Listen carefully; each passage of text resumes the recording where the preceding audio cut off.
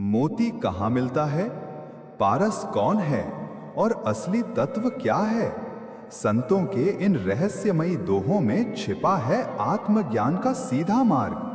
आइए एक एक दोहे का सरल अर्थ और भावार्थ समझते हैं। इन सभी दोहों का एक ही संदेश है।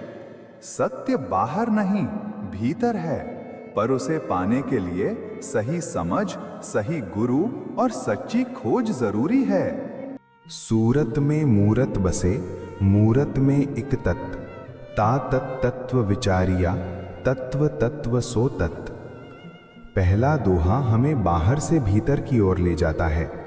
साहिब कहते हैं कि बाहरी रूप, रंग, शरीर और भिन्नताओं के पीछे एक ही दिव्य तत्व मौजूद है।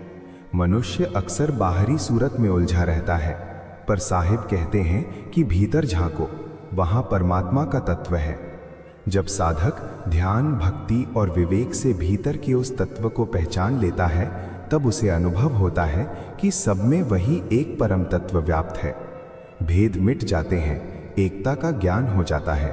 फेर पड़ा नहीं अंग में, नहीं इंद्रियन के माही, फेर पड़ा कछु बूझ में, सो निरुवारे नाही। अब साहिब भ्रम की असली जगह बताते हैं कि मनुष्य का असली बंधन शरीर या इंद्रियों में नहीं है, बल्कि उसकी गलत समझ और अज्ञान में है। हम अक्सर दोष इंद्रियों, परिस्थितियों या शरीर को देते हैं, पर असल समस्या दृष्टि और समझ की है। जब तक सही ज्ञान, गुरु की शिक्षा, आत्मविचार नहीं होता, तब तक ये भ्रम मिटता नहीं। ज्ञान आते ही वही मन, वही इंद्रियां मुक्ति का साधन बन जाती हैं। साहिब पारस रूप हैं, लोह रूप संसार, पास सो पारस भया, परखी भया टकसार। अब गुरु और परमात्मा की शक्ति का वर्णन।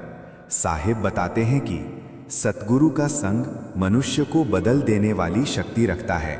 जैसे पारस पत्थर लोहे को छूकर सोना बना देता है, वैसे ही गुरु का ज्ञान और संग साधारण मनुष्य को श्रेष्ठ बना देता है। पर केवल पास आना ही काफी नहीं, परख भी जरूरी है। सच्ची साधना, आचरण की शुद्धता, गुरु वचन पर चलना, भीतर से परिवर्तन। जब साधक इस कसौटी पर खरा उतरता है, तब वो टकसार यानी खरा, परखा हुआ, शुद्ध बन जाता है। मोती निपजय सुन्न में, बिन सागर बिन नीर, खोज करंता पाइये, सतगुरु कहें कबीर। अब मोती की असली जगह बताई गई है। सामान्यतः मोती सागर में बनता है, पर साहिब कहते हैं कि असली मोती आत्मिक ज्ञान, बाहर नहीं, भीतर के शून्य और गहरे ध्यान में मिलता है। सुन्न का अर्थ है मन की पूर्ण शांति, विचारों का शांत हो जाना, भीतर की गहराई। जब साधक बाहरी दौड़ छोड़कर भीतर खोज करता है, तब उसे ज्ञान का मोती मिलता है। यह खोज गुरु मार्गदर्शन, आत्मचिंतन, ध्यान और नाम स्मरण से पूरी होती है। या मोती कछु और है, वा मोती कछु और, या मोती है शब्द का, व्यापी रहा सब ठौर। साहिब अब मोती का रहस्य और खोलते हैं। यहाँ जिस मोती की बात कर रहे हैं, वो समुद्र वाला भौतिक मोती नहीं, बल्कि ईश्वरीय शब्द, नाम, दिव्य ज्ञान का मोती है। ये कोई वस्तु नहीं, बल्कि अनुभव है, चेतना का प्रकाश है। शब्द का मोती का मतलब परमात्मा का नाम, दिव्य नाद या आंतरिक ध्वनि, गुरु का ज्ञान, सत्य का अनुभव। ये मोती किसी एक स्थान पर सीमित नहीं, वो सब जगह, हर हृदय, हर कण में व्याप्त है। पर उसे वही पहचानता है जो साधना और गुरु वचन से भीतर सुनना सीखता है। दरिया माही सीप है, मोती निपजे माही, वस्तु ठिकाने पाइये, नाले खाले नाही। और अंत में खोज की सही दिशा।